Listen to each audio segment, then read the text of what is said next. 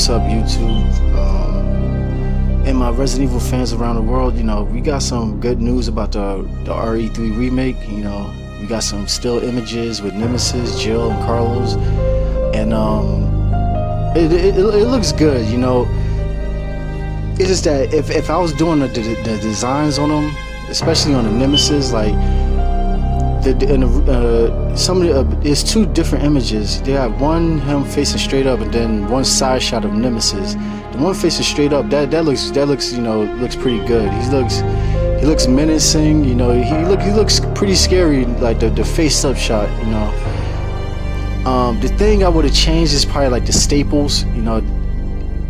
I like, for some reason I just like the staples that went across his right eye and went up his skull of his head or whatever. They should have kept that. That, because that was like his trademark of his design, because in the original one it looked like Umbrella, they kind of split his skull open and worked on his brain or something like that, and then they stitched it back up. I liked that design too, but this one is okay, but I would have changed the staples in his head. Like I would have kept that somewhat the same, like going up the skull or whatever. Another thing I probably would have changed is probably his teeth. It seemed like he got more teeth in his mouth and it's a lot longer compared to the original art of Nemesis. I probably would have sharpened his teeth a little bit, gave him more of a, if he bites you, like he could tear the flesh out your out your neck or something, or he could just bite flesh off your body. I probably would have did it that way, because his teeth now, it kind of looks like if he bites into you, it could just it could shatter his teeth, and that's a good element for any type of horror character to consider. If their teeth is have that scary type of vampire look. It don't really have to be like a vampire look, but like more of a horror element into the teeth. There's another picture with Jill and Carlos. Jill, with the face-up shot with Nemesis, and Jill, she looks kind of older in this pic. There's another picture out there. She looked kind of older in this pic, and then Carlos, he got his hair all wicked out, and Jill, they look like they've been through war. That's one good thing about it, about this game. It look like both of them been through hell. They've been through the mud. They trying to escape the city. So that's a good element that they put in there. And the other picture with Jill, she looks a lot younger. She looks good in that pic. There was a fan-made Resident Evil remake cover art with Jill. I liked that one too. I kind of wish Capcom would have went with that one, with that type of art. But this one is cool too. I mean, it's okay. It's just that it just comes down to the acting, the facial expressions and all that stuff. And that's one thing I wanted to talk about with Nemesis, because with Mr. X in the Resident Evil 2 remake, all they had was Mr. X. He just had one expression. Like he didn't have any face morphs or anything. Like you didn't really see him get angry, open his mouth or anything. His like he's chasing you around the RPD police station, It just he doesn't really have too much of an expression. He just have that blank look on his face, He doesn't open his mouth, not that I remember. But with Nemesis, it's like I wonder how they're gonna pull this off, because he got long teeth, and I'm looking at the side shot of his face. I mean, how is he gonna look with his mouth open, and he says stars? They gotta have some type of facial expression on him. He got like the side of his face kind of cut up like a zombie. I mean, that's cool too. That kind of bring an element. I mean, it's just that his grill,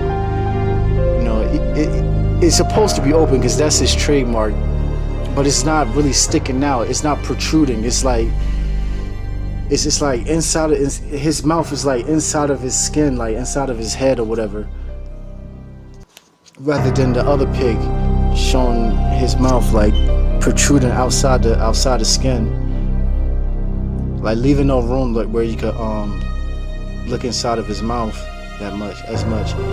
But another thing is his tentacles, going across his chest. It seemed like they went with a different type of element with that, because in the original Resident Evil 3, Nemesis, he was just 100% biological, just a biological weapon. He didn't have any type of technology that was implemented in him in the original one. I mean, maybe they wanted to in the original. They wanted to implement some type of technologies into him, but they couldn't because of the limitations of the graphics back in 1999 during that time. And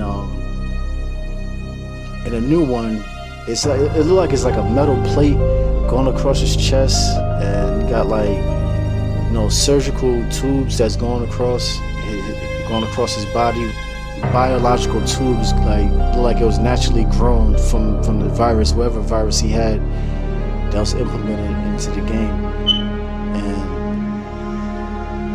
And then he got like caution tapes around him, and he still got that scary looking head. I mean, he does look scary, don't get me wrong, man. And so what this comes down to, like, for this to work, because Resident Evil 2 is like, in my book, is game of the year for 2019. I mean, there really wasn't any other game that was better than this that came out during E3, the E3 trailer. And it was shock value. That's what really sold the game to everybody. It was shock value. You realize the game looked way more serious compared to back in 1998 for Resident Evil 2. It looked way more. And I can't wait to see Resident Evil 3's trailer. Like, if this is gonna work, man, the trailer is gonna have to give some type of shock value, like where everybody open their mouths like oh my god, this is Resident Evil 3. Like it needs to be on that type of level. Like, and not only that, but one thing about the game, because I'm getting ready to get into like the gameplay and everything else, and with Jill, I'm pretty sure they're gonna add a lot more mechanics to the game, where Jill could dip and dodge and stuff. One thing I wanted to know, is she gonna be able to run faster? Because Nemesis is fast as hell. He is not Mr. X. He's Mr. X on steroids, really. Mr. X, no, he's big and strong, but he just walks. He just walks real fast. But Nemesis, he'll run, and you cannot outrun this guy. And Jill, I just hope she's not as slow as Claire Leon in the Resident Evil 2 remake, because that'll make the game a lot scarier and a lot harder. They probably will do it, but I just hope she have like a sprint feature, And another thing I want to talk about is the choices. Like, I wonder if they're gonna keep that into the game, whether you want to fight Nemesis or not. Especially like in beginning of the game where Nemesis kills Brad Vickers, and then you got a choice to either fight him or run into the police station and stuff. I wonder if they do that in the game. I wonder how that's going to turn out, like, because the technology now that we have nowadays, it's like, alright, if Jill runs into the police station, she gonna have to lock the doors and like fortify the door or something, move something in Nemesis' way before she runs to the police station and fortify the door before you could get a chance to get in. And next thing you know, Nemesis banging on the door. That scene right, I'm telling, like, that scene in front of the police station after the first time you fight him with Brad Vickers, that's gonna really set the tone of the game. That is very key right there. And I just wonder how that's gonna play out. Like, if you make the choice to run into the police station, then how that's going to play out? Are you going to have to fortify the door or something? A simple lock is not going to keep Nemesis out, man. I'm telling you right now. I just wonder how this is going to turn out. Like, is it going to be like, you got to put a board in front of the door and to keep him out? You you have to throw something in front of his way. Like, I wonder how that's gonna play out. Cause this guy, he's gonna chase you out throughout the whole game, and and I know he's gonna be a lot scarier compared to what it was back in 1999. And the game that came out in 1999, he was scary as hell then, man. Even though if you look back at the limitation of the graphics and stuff, it might look cheesy now, but during that time, man, Nemesis was scary as hell back in 1999. And going into 2020, man, this is going to be on a whole new level. And one thing I want them to do with this game is to expand Raccoon City, like, cause expand the gameplay into Raccoon City. Cause with Jill, all she did was like an original Resident Evil 3. All she like the gameplay, it opened up the city or whatever. I mean, I loved what they did, and open up the city and then show everything what Raccoon City looked like. But it was still limited because she stayed in the alleyways, and like most of the streets was blocked off, and you know, you went into certain different buildings or whatever. Like, you went through the parks and stuff, and then, you know, it wasn't. I kind of wanted to see more at the time, but I was still satisfied because of the limitations of back in 1999. And I just hope in the remakes they really expand the whole city, like make it at least a semi-open world. Like, I hope they do it that way, a semi-open world where you could kind of explore, and there's just going to be so much to do, rather than a straight shot to the end of the game, you know. And Nemesis is just on patrol looking for you the whole time, you know. It'll be crazy. Like, I can't wait to see how that turn out. And yeah, this game is gonna be serious, man. I can't wait to see the rest of the I can't wait to see what Brad Vickers look like, how he's gonna be remade or whatever. I mean, is he gonna get a longer campaign into the game? Is Carlos, is he gonna have a separate campaign rather than just one game under Jill's name or whatever? That'll be something to see too, if Jill and Carlos have two separate campaigns. Will there be a B scenario? You know, that's another question we could ask, because in the original it was just choices. Like, you just had like the B scenario basically in the original Resident Evil 3 was just choices between you and Nemesis and certain events that happened into the game.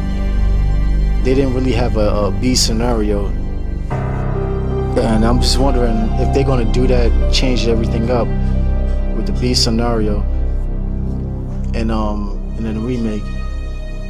That'll be something to see. What, you know, that way we could explore more of Raccoon City. And what else? It's a lot of things I could talk about, you know, because there's so much stuff that, you know. Oh yeah, story-wise, they could really open up the story. With Resident Evil 2, it did felt rushed out. With Resident Evil 3, I hope they don't rush it. They really shouldn't rush it. Like, they don't have to rush this game out. Just, you know, take their time, like create a masterpiece. Because to me, Resident Evil 3 is the best one out of all of them. It's the best one in the series. And when Resident Evil 2 came out, it did felt rushed. You know, the graphics and everything was on point, but it did felt rushed. You know, they really could have told the full story of Resident Evil 2. Like, added everything they could, added everything into the story that needed to be told, you know, because it was a lot that they left out of Resident Evil 2. But Resident Evil 3, like, they should really take their time and just tell the whole entire story, like from beginning to end. You know, even like, you know, side stories and stuff. I want to see a full epic Hollywood script type of thing going on with Resident Evil 3. No, I even, you know, if they do that, no, I'll wait till 2021 for it to come out. they really shouldn't rush this game. Like, tell the full story, tell an epic story. You know, give Jill some, you know, some flashbacks from the mansion or something, you know. That's kind of messing with her psyche a little bit. You know, give Carlos a little bit more of a backstory, you know.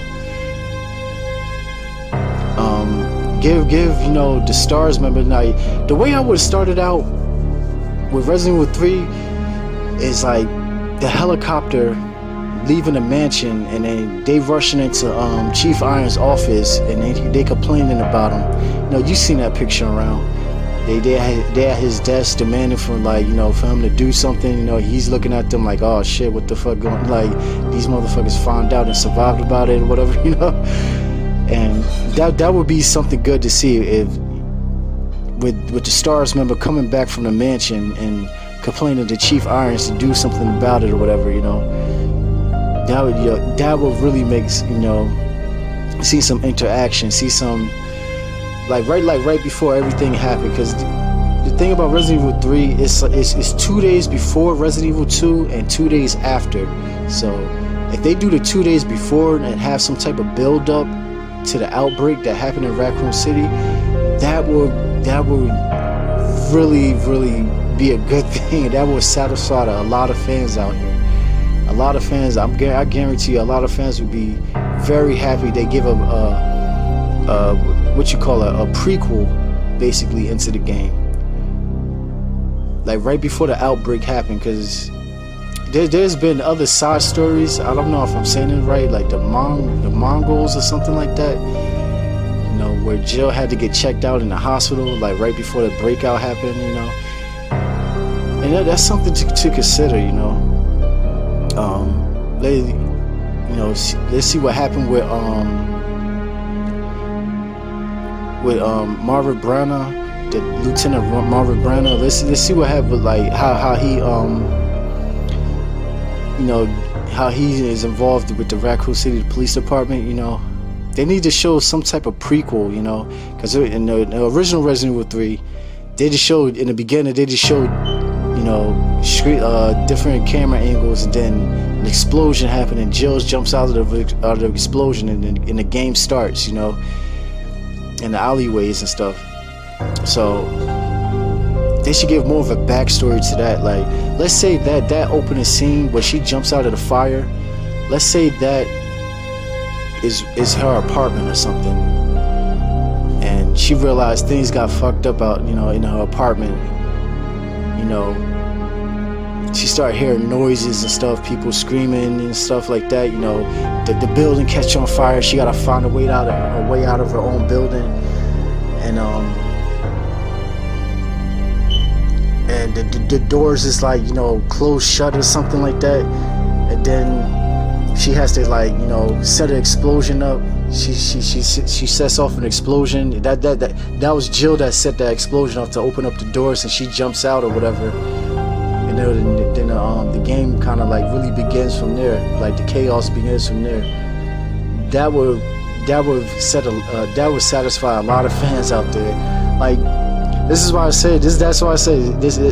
They should really tell the entire story. Like, this game really shouldn't be rushed. Because this is something that could really be epic, you know. Because Resident Evil 2, like, even though it felt like it's rushed, it's still a good game. To me, it's game of the year. Resident Evil 2 is gonna be game of the year 2019. I don't see any other games competing with that one. But Resident Evil 3, on the other hand, it has some serious competition come 2020, because Final Fantasy VII, in my book, they already got it right now, because they put years upon years into making that game. And if they want Resident Evil 3 to be game of the year, they really have to go into some serious details and really tell the full story of everything that's going on. To be honest, I don't think Resident Evil 3 should even come out for PlayStation 4 and Xbox One. To be honest, I think Resident Evil 3 should be next gen only. that's how I want the game, you know. That's how I want the games to be epic like that. I want the game to be so epic that it won't even come out for PS4 or Xbox One. it should be, you know, the Xbox Scarlet, strictly Xbox Scarlet, and PS5, and on PC, you know, with you know, with substantial graphics or whatever. They could really, like, this game could really be something else. This is my favorite game in the series. To me, it's the best one out of all of them. You know, Raccoon City gets destroyed, and it's just like, man, this is good. This is really, like, this story is really going to be something to see, because back in 1999, man, like, to be honest, I didn't think we was going to see another Resident Evil game after this one. Because to me, it was closure. It was closure to the Raccoon City series, like from 1 to 3. It was closure. I really didn't think we was going to see a Resident Evil 4, you know, a Resident Evil 5 or 6 or 7, you know. Because after Resident Evil 3, you know, Raccoon City gets destroyed. It didn't feel like another Resident Evil game was going to come out. It felt like that was it, you know. And it was good for this. To me, I was satisfied then at that time too, back in 1999, because it was closure, you know. It did. I didn't feel the need to, like, want to play another Resident Evil, like another Resident Evil sequel. It didn't make sense at the time to bring out another one, but they did. They made 4, 5, and 6 and 7, then all these other side titles and Code Veronica and stuff like that. But this could really be epic. I know a lot of y'all can agree with me on this, so yeah. I just hope they take their time with this, man, because this could really be something special, and everybody would agree that this will be the best in the series. Like, this game right here could be the best Resident Evil ever. Like, it would literally eclipse all the other Resident Evil titles that ever came out. Because to me, like, the original Resident Evil 3, that's number 1 for me. Then it's Resident Evil 2. You know, my top 3 is Resident Evil 3, Resident Evil 2, and then the first one, the first Resident Evil. Those are my top 3, but the remake, it could land right on that top spot again. Like, it will knock the original 1 spot below. But yeah, I'm 22 minutes in. I can't believe it's that. But yeah, that's all I wanted to talk about. That's it.